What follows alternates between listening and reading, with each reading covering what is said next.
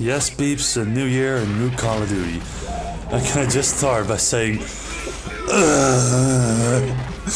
never in the history of Call of Duty I have loved, hated it, and thought it was mediocre shit as this year's.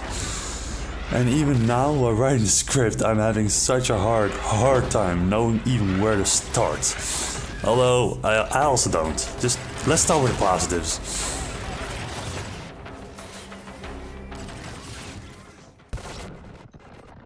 I loved the campaign. It wasn't as generic as we're used to, but still a little predictable. The characters were well acted and didn't come over as annoying. The emotional moments came when they needed to and connected to you. And please, for the love of God, can we just appreciate how cool Ethan is?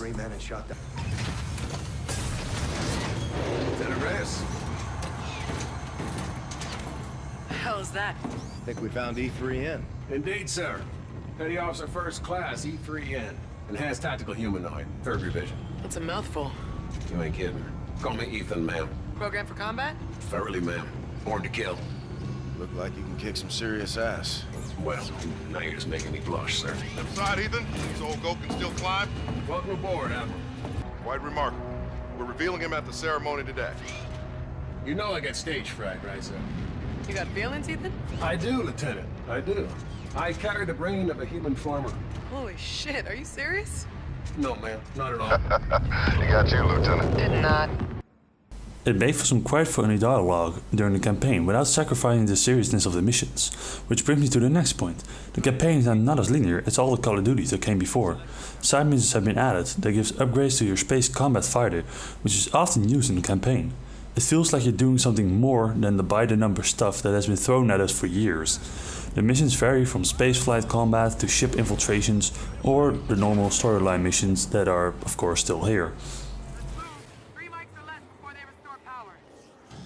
There's also a good amount of detail here, like your ship that gets slowly repaired during the game as you progress. You also unlock audio logs with nice adding backstory to the characters, and there's news reports that come in after your mission that remind me an awful lot about the real life CNN. Well, speaking about awful mediocrity, let's move on to the things I liked a lot less about the Infinite Warfare.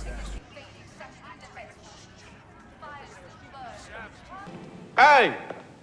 Anybody here? Zombies used to be my favorite game mode back in Black Ops 3. I sadly can't say the same for Infinite Warfare. Although it isn't exo-zombies like bad, it isn't great either. And I say this as someone who completed all the Easter eggs back in Black Ops 3. The cast of our funny mind-twisted heroes in Black Ops 3 has been replaced with the classic nerd, jock, girl and Tyrone. Well acted and in the right place for the character, but how strange it is to say, it just doesn't give me the right feeling. Maybe it's because we've had Edward, Nikolai, Dempsey and Takeo for so long, it's just wrong to get other characters mixed in. The same could be said for Black Ops 2, when the cast was switched out then. As for the game mode itself, there's enough variety to keep you going for quite some time. The bubblegums have been replaced with Faith and Fortune cards, which basically do the same thing, except you have more of them. The gun variety is good, and there's enough buildables and challenges to reach the higher levels. If you've played zombies before, they will feel like a good enough addition to the series. I've also seen enough Easter egg guides on YouTube if for people that are into that kind of stuff, which will keep you going for even longer. Now, let's talk about the thing that will take up none of your time because you won't play it at all.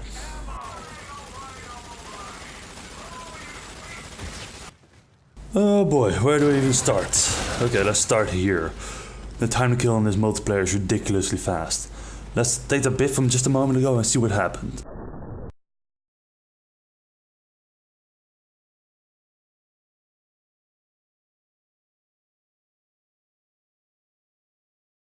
After looking at the clip and doing some math, I came to the conclusion that I died in 31 frames. That's about half a second, which is practically no time to react to anything. And this didn't happen once, it happens all the time. In my opinion, it's game breaking, because it not only makes it impossible to respond to any kind of threat, it is also because it promotes camping, and in doing so always get the first shot off. And saying things like, "Oh Tom, you scrub, you just suck at God, accept it," just makes you look like an idiot. Mainly because I'm in the top 1% of Black Ops 3 players. Now that being said, there's also the maps that just feel claustrophobic, and combine that with extremely fast movement systems, and you've got yourself a good old clusterfuck. If you don't play objective game modes like Domination, there's absolutely no way to predict where the enemy is coming from, which makes it highly frustrating to even play the game. But I can't bash everything, I guess. As always, there's a steady stream of unlocks which keep you going, and there's tons of customization. And for the first time ever in a COD, I stopped in a multiplayer match to look at the awesome scenery. Sadly, this is not enough to save the entire game, and so here comes the verdict. It hurts me greatly to see where the Call of Duty multiplayer is gone, because the campaign was great and the zombies was little over okay. If you're just one of the people who doesn't care about COD multiplayer and only plays for the zombies and campaigns, I'd say go buy it, it's worth the money. But for the idiots like me, who for some reason thought it was a smart plan to buy the $110 Pro Edition, well, we can honestly say that Call of Duty Infinite Warfare was not worth the money.